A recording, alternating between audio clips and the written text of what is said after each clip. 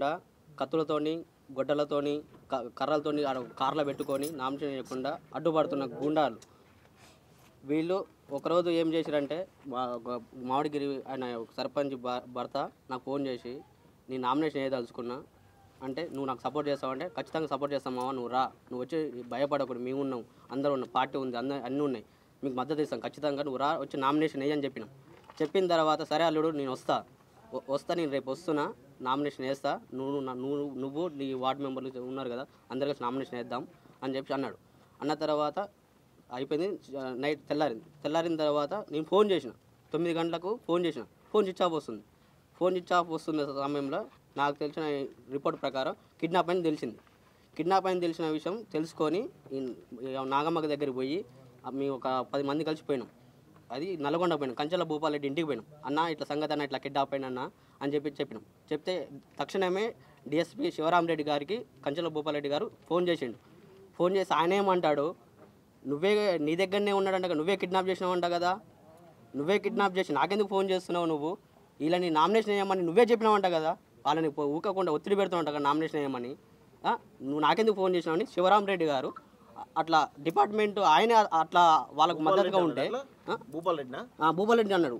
నా ముందు లైవ్లో ఫోన్ చేసిండు, శివరామరెడ్డికి ఫోన్ చేసిండు డిఎస్పీకి చేస్తే ఆయన నువ్వే కిడ్నాప్ చేసి నాకెందుకు ఫోన్ చేస్తున్నావు, వాళ్ళని అభ్యర్థులను నేను పోటీ చేయమని చెప్పేసి ఒత్తిడి చేస్తున్నావు కదా అని చెప్పి శివరామరెడ్డి భూపాలరెడ్డి గారిని అంటుంటే అన్న ఇట్లా ఇబ్బంది చాలా ఉందన్న, నామినేషన్ చేస్తానికి పరిస్థితి లేదు, ఆడ నేను ఒడ్లు పోసుకుని ఎండ పోసుకున్నా కూడా నాకు థ్రెట్ ఉందని చెప్పి ఒడ్లు కూడా అట్లే ఉన్నాయి, కాంటా పెట్టట్లే, నా ఒడ్లను కూడా నేను ఎండ పోసుకునే పరిస్థితి కూడా లేదు నాకు. ఆడ గ్రామ పంచాయతీ కానీ ఒడ్లు పోసిన నేను అట్లా నాకు 3 రోజుల సంది నామినేషన్ వేద్దాం అనుకుంటున్నా, వీళ్ళు కర్రలు కత్తులతోని రౌడీలతో ఆడబెట్టుకుని నాకు భయం అవుతుంది. నేను అమ్మటే భూపాలరెడ్డి గారికి కలిసిన, అన్న ఇట్లా జరుగుతుందన్న ఊళ్ళో పరిస్థితి ఎట్లా ఉందని అంటే, తమ్ముడు నేను వస్తున్నాపా అని చెప్పేసి కార్లు ఎక్కించుకొని నన్ను తీసుకుని వచ్చి నామినేషన్ ఆయన అన్న ధైర్యంతో నేను నామినేషన్ వేయడం జరిగింది. వేసిన తర్వాత ఈయన కిడ్నాప్ అయింది కదా, ఆచూకు తెలవట్లేదు ఆయన, ఆచూకు తెలవపోయేసరికి ఇది ఎట్లా ఉంది కథ ఎట్లా మళ్ళీ మళ్తుంది అని చెప్పేసి వీళ్ళకి ధైర్యంగా నేను నా భార్యని తీసుకొచ్చిన, చిన్నపిల్ల, నాకు చిన్న బాబు ఉన్నాడు 6 మంత్స్, ఇప్పుడు నా భార్యని నా పిల్లల్ని ఎత్తుకొని వచ్చి ఇలా ధైర్యంగా నేను నామినేషన్ వేయడం జరిగింది. నా భార్యతో నామినేషన్ వేయించిన తర్వాత మళ్ళీ వార్డు మెంబర్గా 2nd వార్డుకు నేను నామినేషన్, అది ఎస్సీ రిజర్వేషన్, ఆ ఎస్సీ రిజర్వేషన్ ఉన్న నామినేషన్ కూడా నువ్వు వేయొద్దురా, నువ్వు వేసి నేను చంపేస్తా, నువ్వు ఒకసారి నీ భార్య పిల్లల్ని చూసుకొని రా, తన తీర చూసుకొని వచ్చిన తర్వాత నువ్వు నామినేషన్ చేసిన బయట పెట్టగానే నేను కత్తులతో నరికి నేను చర్లేస్తాం అని చెప్పి బెదిరిస్తున్నాడు. ఊటుకు సందీప్ రెడ్డి ఇట్లా బెదిరించడం జరిగింది. అంతలో భూపాలన్న రాగానే ఆ ధైర్యంతో నేను నామినేషన్ చేసిన.